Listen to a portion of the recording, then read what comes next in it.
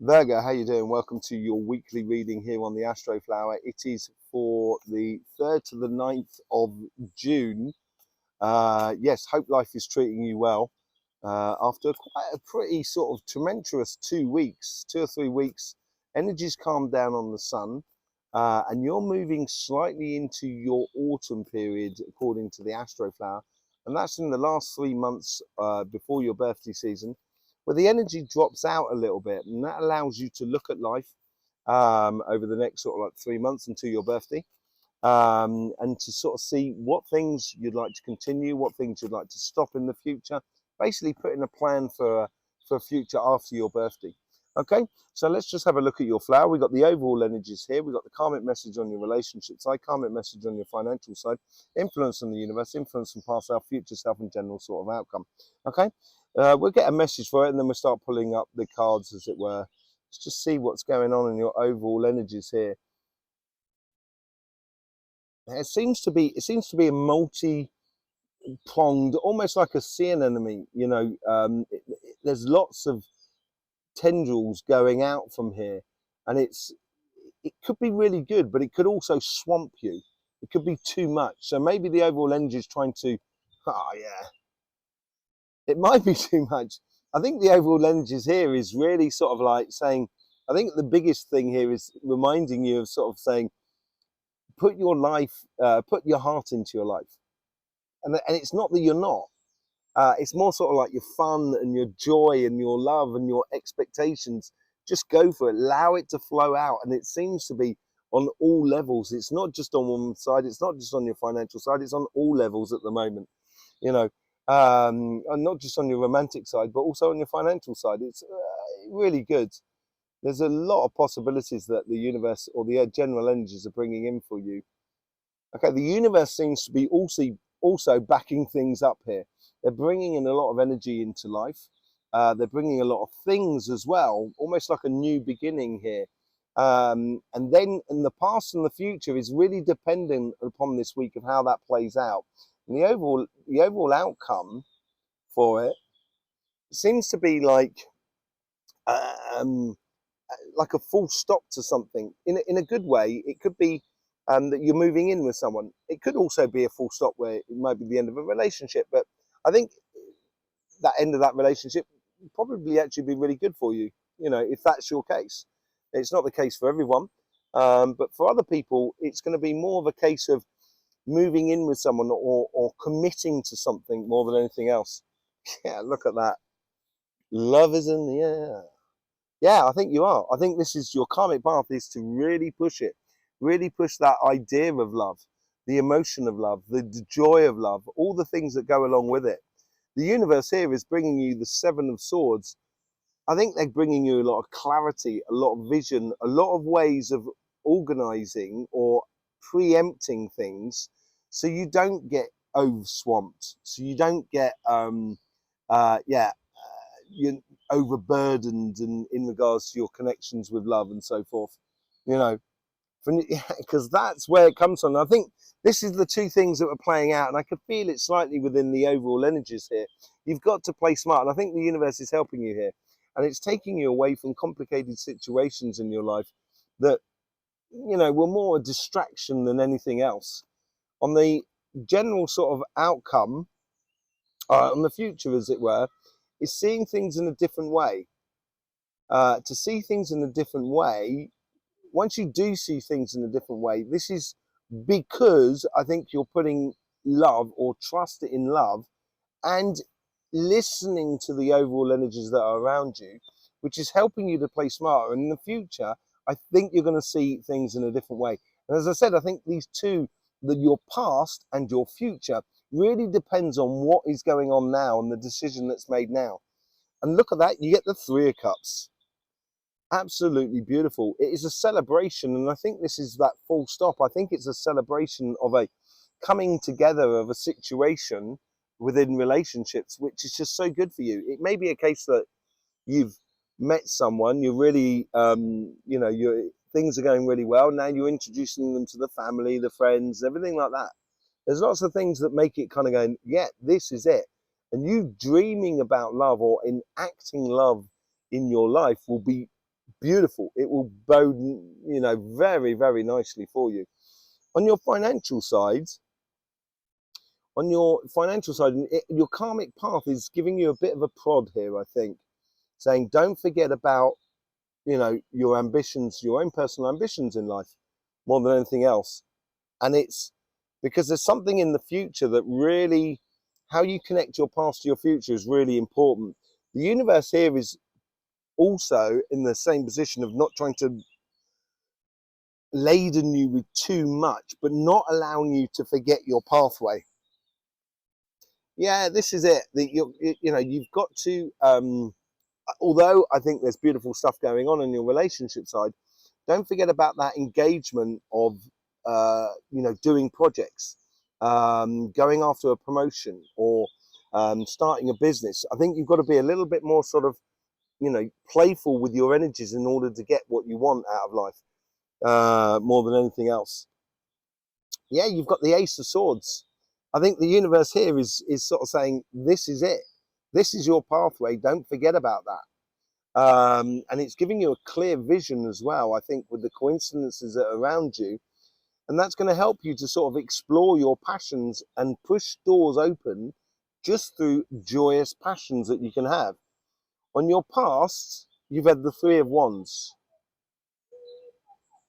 Yeah, you've been waiting around for a lot, I think. You've waited around for a lot, and you've been patient in a way. Or you've been trying things and maybe they just haven't worked. And this is where the changes is going to be. In your future here, you get the Page of Swords. This goes nicely with the Page of Wands. This is converting ideas into reality. And I think this is where the waiting is over, or the procrastination on your side is over. Start actually enacting more than anything else. The outcome for this week here is the Eight of Swords. I think it's more of a case of freedom, but this is where this is where free will comes into it, and how we can spin the wheel of fortune in our favor or not. If you do keep procrastinating, you may find yourself a little bit trapped. And this relationship side, as brilliant as it will be, and it will be good, you've got to be wary of it being a distraction as well. And I think that's what the universe is on about with the Seven of Swords there. It's trying to bring in a bit of clarity into the whole sort of thing more than anything else. Let's just see what's going on, and we're going to do a bit of clarification on all of this. With the Ace of Cups, you get the Nine of Wands. Yeah, as I said, you know, putting your heart into it and everything like that, but don't get yourself over swamped, and that's where the healthy boundaries are coming into play. You've also got to follow your path. Don't give it up because of everything else. You know, make sure it fits in, or fit it in, and so in a harmonious way, so everything finds its balance and place. With the Lovers card, you get the Five of Cups. I think that's got to do with that. I think it's got to do with the past. I think you've realized your karmic message is to get engaged in love. Don't worry about the past. Look to the future. And what is in the future? It's just behind them. It's those Two of Cups. And that will do the bridge. It's your karmic input that is going to do the bridge between the Ace of Cups and the Three of Cups, the general outcome. Do not look to the past. Do not allow your disappointments of the past come and invade your future, basically, more than anything else. Really allow your heart's desires to really come to the fore. Seven of Swords with the Seven of Swords. I think the universe is making you very, very astute about losing your identity for love. And I know love is amazing and everything like that. And yeah, and I would put as much as you can into it. But also at the same time, you know, there is a certain soul satisfaction of doing projects and doing what you want to do and getting them over the line. And I think this is what the universe is trying to encourage you about. From the Five of Swords, you get the Four of Wands. This is about marriage.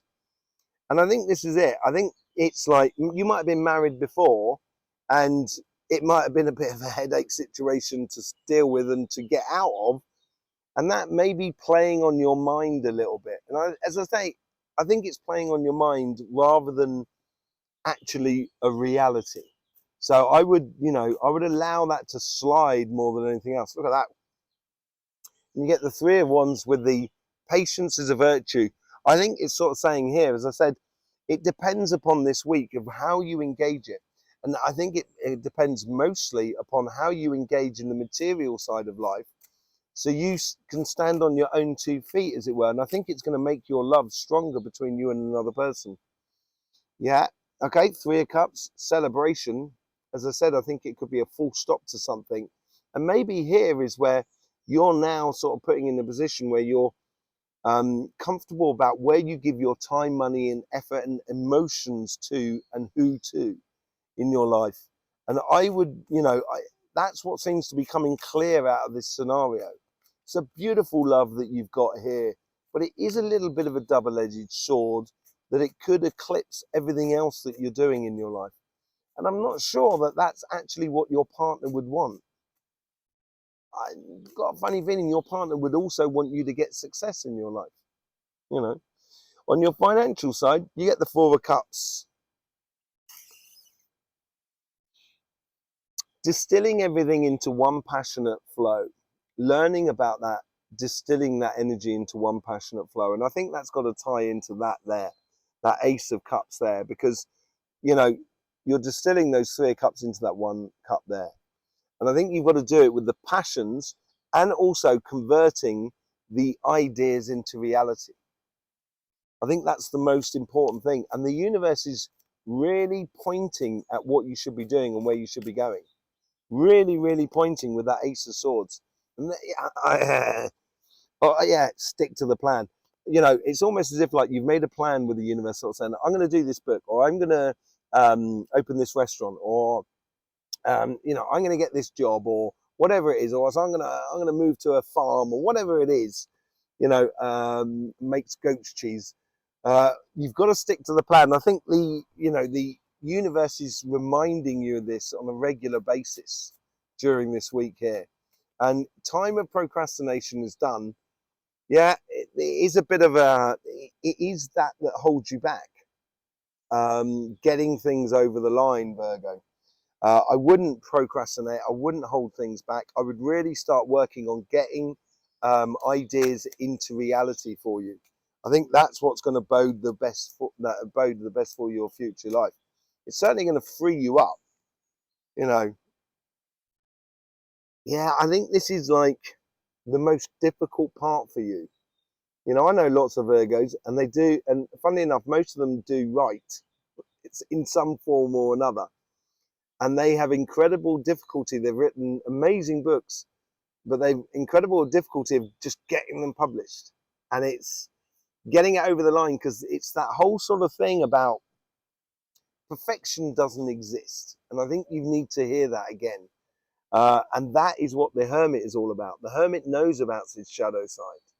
You should know about your shadow side. Otherwise, rather than helping you, it will hinder you. And it will entrap you, Virgo. So don't let it entrap you. And I think it will, it will end up affecting your beautiful relationship, because you're not, exploring where you should be going either. Yeah, you've got to put yourself first. This is what comes out of this here. I think this is a very difficult, very, very difficult choice, because there's some real beautiful love on the relationship side. But I think the overall message here to you, more than anything else, is, don't forget who you are and what your ambitions are, what your sole purpose is as well. Your partner there should be, at no point are you on their path or they on your path. Your paths may be next to each other at times, but at no point are you walking on the path of another. And don't forget your path. I think that's the important message that comes out of this week here. And it's going to take some positioning and, jostling and stuff like that, which you'll be very good at. But just don't forget what your ambitions are for you personally. I think it will help your relationship side as much as your financial side. Okay? Don't forget about all the stuff that we do over on Cymatic TV as well. That's our sister channel, all about energy. I will see you either in the shorts or see you here or over on Cymatic TV, whichever it is. Don't forget, life should be fun, so please do enjoy.